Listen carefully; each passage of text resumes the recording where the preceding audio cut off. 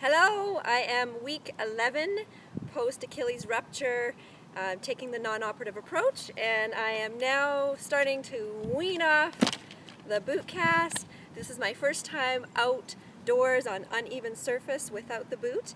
My rehab now is a combination of some of the stuff that I've already showed you, and also I've added some new things with shoes on. So these boots that I have on have a bit of a heel, and I'm also doing some exercises now in bare feet. So I'll share that with you today. So the one thing I've really been focusing on is my gait pattern, and then the components that make up the gait pattern, sort of separately. So I'll do a little bit of a warm-up first and then practice gait. So I want to just show you though some interesting things that I've been working on and what I found out. So my gait pattern's improving, and I am definitely have a little bit more symmetrical pelvis. Hear that? And I'll show you a side view. I can walk backwards too. So I'm really trying to bring this hip forward. I'm trying to allow this knee to bend, my affected knee to bend, and not do this kind of hiking thing. So I thought, okay, pretty good, pretty impressed. But my physiotherapist, one of my physiotherapists, Graham, he's amazing. He said, you know, Shelly, spend a little more time on this leg. My cadence, that's the rhythm of your gait, was a little bit off. Naturally, of course it's going to be, but I was really getting into this habit. You can just see. Did you notice that? I'm shortening the stance time on this left leg. So my right leg is coming down a bit quicker. So some of the reasons why one might not spend enough time on that leg, one could be you just don't have the range of motion. So you need about 5 to 10 degrees of ankle dorsiflexion for a normal gait pattern. So if you don't have that, this foot's gonna, the good foot's going to come down a bit quicker if you don't have that step through. But with a little bit of heel on my shoe, if I break down the gait pattern, you know, I've got it. So there should be no reason why range of motion with these boots on are limiting the amount of time I spend on this leg. Another reason could be that your balance is just not there on one leg. So in order to walk safely, efficiently, normally, you need to be able to spend time on one leg. So this is why as we age, or if you ever notice anybody as they age, if their balance decreasing, they'll do this kind of shuffle gait. And that's because then they don't have to spend any time on one leg. So if your therapist is always trying to make you do all these one leg balancing activities, it's because it's extremely functional for gait. We have to be able to stand on one leg for gait. So I have been practicing one leg stance, one leg balance for a while now. So I can stand on one leg much longer than needed in a normal gait pattern. So then I'm thinking, well, why am I still quickening, you know, or shortening that time then if I really do have the balance?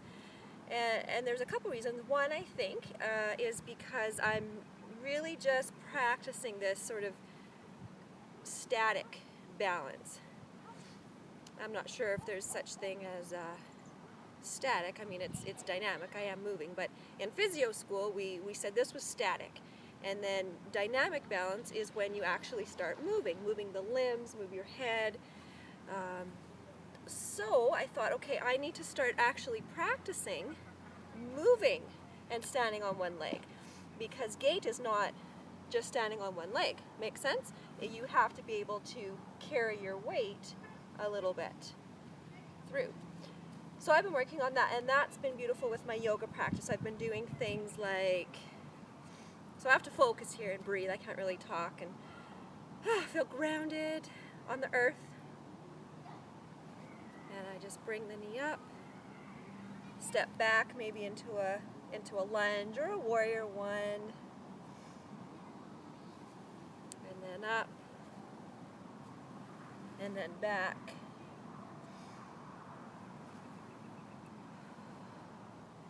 Even coming into a tree,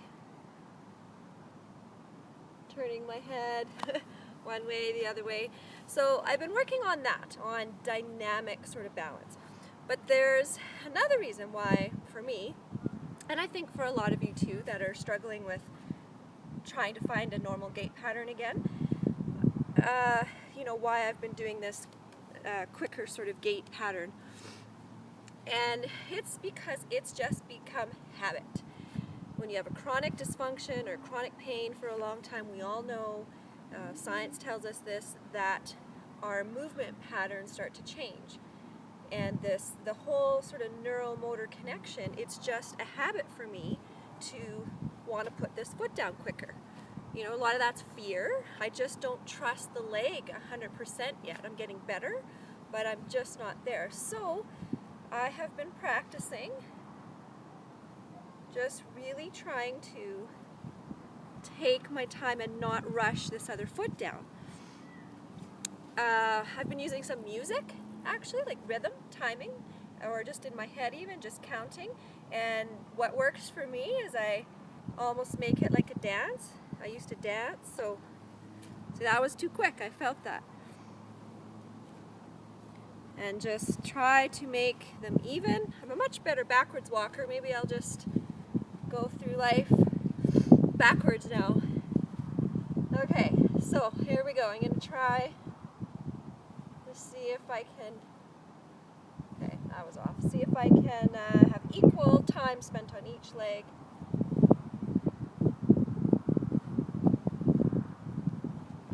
Whew, a little better. Okay, and another thing that is really important in rehab and in life is to have fun. And several of my friends and mentors and colleagues, we've talked about bringing this joy more into your life. And I know I tend to get pretty serious, which then I find I get stiff, especially in the hips and the pelvis. Things get stuck. I get so concerned with biomechanics and structure and alignment and the physio of everything. And even when I watch my videos, I look back and I watch and I think, gosh, like I'm just, I'm so stuck, I'm so stiff, and I used to move and dance, and and I miss that. So nourishing again that Ananda Maya Kosha, that spiritual layer which just connects you to yourself and to others and to nature.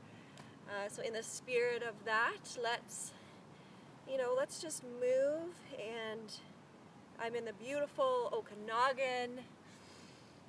Feel this fresh air. I haven't talked about the breath yet today. It's so important to get the prana or the chi or whatever you want to call it. You can just feel it, just get everything all unstuck. And I don't know, just make up stuff. I mean, this is goddess, but it doesn't have to be. It can be whatever you want. Just make it up. A little cat and cow. Inhaling, and let your hips move in your pelvis. Just side to side, or maybe a jump rope motion, back and forth. And move. I just need to move. I feel so stuck. And I'm going to make a confession here. I have not been doing these physical postures as much as you may think. I'm getting my life, my work life is starting to ramp up. I still do my rehab exercises, but I'm not spending the time with, myself and doing stuff like this and this joy and this movement and as much as I was, to be honest. So I'm far from perfect, but this feels so good. And to be outside, I cannot tell you guys, well you know, but I cannot tell you how right now I just feel like a totally different person. I think a combination of, because I'm moving in so many different planes, I don't right now I'm not, the reason why I'm not telling you what I'm doing, like, because I don't even care if if I'm not doing things perfectly. You have to be safe, of course, in your alignment, but I'm just moving and it feels so good. Triangle, get those hips, the pelvis moving. It feels so good to lengthen that hamstring and adductors. Some makeup stuff.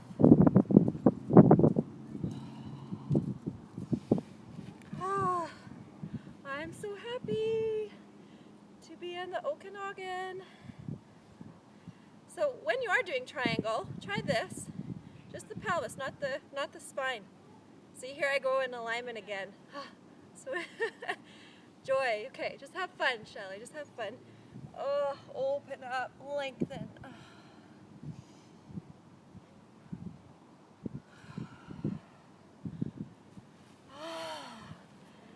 And oh, my hips. I just need to move, circle those hips around.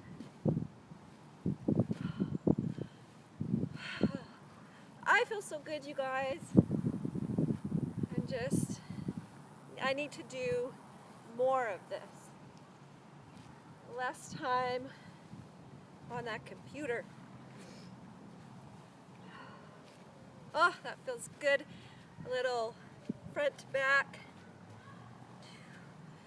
Just pretend that I'm dancing. Well, I am dancing.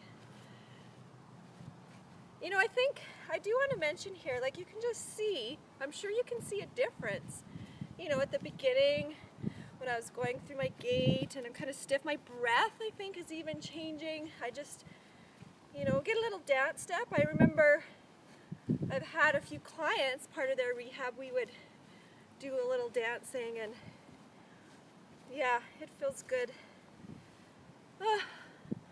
Okay, I think I'm gonna cut this short. I think the next video I will do, I'll take my boots off, I'll go in bare feet, and I'll show you some of the stuff that I've been doing in bare feet. Yay! Namaste! Thank you for watching. Have a great day. For more information on what I do and how I do it, and articles that I write, please visit my website at physioyoga.ca, and that will also tell you where I'm at, offering workshops and classes and speaking at conferences and teacher trainings. And on Twitter and Instagram, you can follow me at Prosco Yoga.